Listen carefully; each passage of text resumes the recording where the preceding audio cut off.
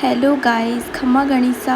आज के इस वीडियो में हम सीखेंगे कि आप जब कांचली की स्टिचिंग करते हैं और जब उसको वेयर करते हैं तो वो ऊपर की तरफ क्यों चढ़ जाती है। 4 से 5 रीज़न ऐसे हैं जिसकी वजह से हमारी कांचली जो होती है वो परफेक्ट नहीं बन पाती, और जब हम उसको वेयर करते हैं तो वो हमारी जो कुर्ती होती है उसके ऊपर से अजीब सी दिखने लगती है, जैसे उसमें झोल पड़ रहा हो उस प्रकार से दिखती है। तो आज हम उन 5 रीज़न या 4 रीज़न के बारे में जानेंगे जिसकी वजह से हमारी कांचली ऊपर उठती है। तो चलिए वीडियो को स्टार्ट करते हैं। इससे पहले अगर आप लोग मेरे चैनल पे नए हैं तो मेरे चैनल को सब्सक्राइब कर दीजिए, वीडियो को लाइक कर दीजिए और ज़्यादा से ज़्यादा शेयर कर दीजिए। आप लोग कोचिंग क्लासेस में बहुत सारे पैसे दे के स्टिचिंग सीखते हो, लेकिन हम फ्री में आपको सिखाते हैं।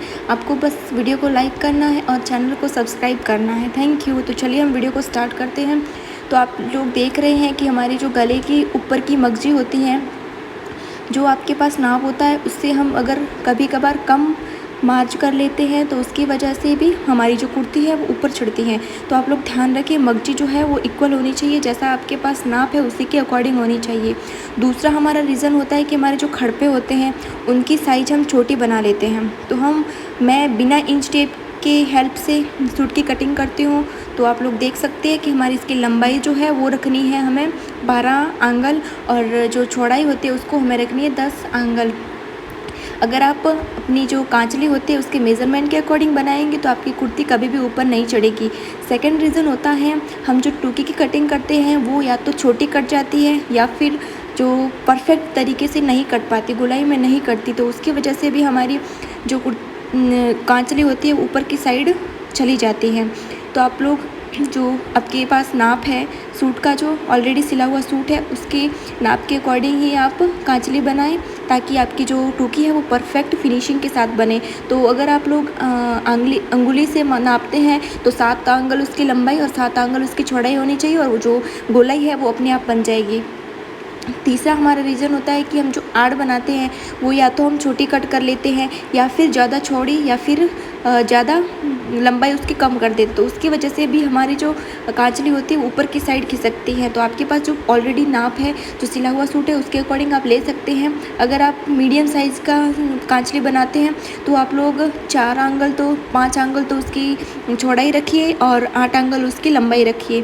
पाँचवा रीज़न होता है जो हमारे आड़ और टूकी के बीच में जो पार्ट जॉइंट होता है, कभी कभार हम क्या करते हैं उसकी चौड़ाई या उसकी जो लेंथ है वो हम कम रखते हैं, तो उसकी वजह से भी हमारी जो कांचली है ऊपर की साइड खिसकती है। और या फिर क्या होता है कि हमारी जो नीचे सिलाई होती है ना आड़ और टूकी के बीच वाले भाग की, तो वो हम कम सिल देते हैं, तो उसकी वजह से भी हमारी जो कांचली होती है ऊपर की साइड खिसकती हैं। ये हमारे भाग की जो लंबाई है वो कम से कम 5 एंगल या 4 एंगल तो होनी ही चाहिए।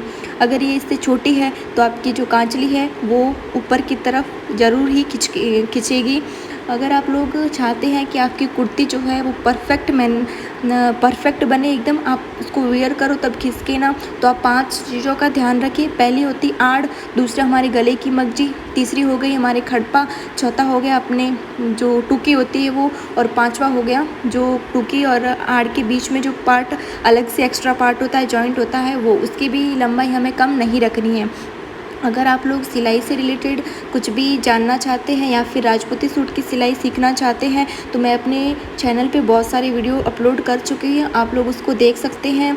और अगर आप लोग मेरे चैनल पे नए हैं तो चैनल को सब्सक्राइब कर दीजिए, वीडियो को लाइक कर दीजिए और अपने दोस्तों में शेयर कर दीजिए। मैं दिन में कम से कम 2 से 3 राजपूती सूट आराम से सिल लेती हूँ, और कभी कभार वीडियोस अपलोड करती हूँ, लेकिन कभी कभार वीडियोस अपलोड नहीं कर पाती। तो अगर आप लोग सिलाई से रिलेटेड कुछ भी इंफॉर्मेशन चाहते हैं या फिर सिलाई कम्प्लीटली या एकदम मेज़रमेंट के साथ सिलाई सीखना चाहते हैं तो मेरे चैनल को ज़रूर सब्सक्राइब कर लीजिए। तो हमारे कांचली के ऊपर चढ़ने के 5 रीज़न होते हैं। पहला गले की मगजी, दूसरा टूकी, तीसरा हो गया आड़, चौथा खड़पा और पांचवा जो दोनों आड़ के बीच का पार्ट होता है वो। तो आप लोग देख सकते हैं मेरी जो कुर्ती है वो कितनी फिनिशिंग के साथ बनी है, कांचली जो है कितनी फिनिशिंग के साथ बनी है। अगर आप लोग भी कांचली की परफेक्ट स्टिचिंग सीखना चाहते हैं तो मेरे चैनल को ज़रूर सब्सक्राइब कर दीजिए। मैं रोज़ कुछ न कुछ जो हेल्पफुल टिप्स होते हैं उनके वीडियोस और उनके शॉर्ट्स बना के अपने चैनल पे अपलोड करती हूँ। आप लोग देख सकते हैं मगज़ी भी बिना बेलन के कितनी परफेक्ट बनी है और गुना भी है एकदम परफेक्ट तरीके से आया है। तो आप लोग भी अगर राजपूती सूट की सिलाई सीखना चाहते हैं तो मेरे चैनल को सब्सक्राइब कर दीजिए। ये देखिए, ये है हमारे सूट का राजपूती सूट जो मैंने सिलाया, उसका लहंगा, उसका भी गुना और जो चेन है वो आप देख सकते हैं कितनी परफेक्ट तरीके से लगी हुई है और कितनी फिनिशिंग के साथ मैंने इसको सिला है। सेकंड, ये देखिए हमारी कुर्ती है, कुर्ती के गले की मगज़ी भी कितनी अच्छे से फिनिशिंग से आई है और इसकी जो आर्म होल होती है उसकी मगज़ी भी और गुना भी कितना फिनिशिंग के साथ आया है। तो आप लोग देख सकते हैं जो सिलाई है वो कितनी फिनिशिंग के साथ होती है। ये हमारी कांचली है, इसकी भी स्लीव पे देख कितनी फिनिशिंग के साथ स्टिचिंग हुई है।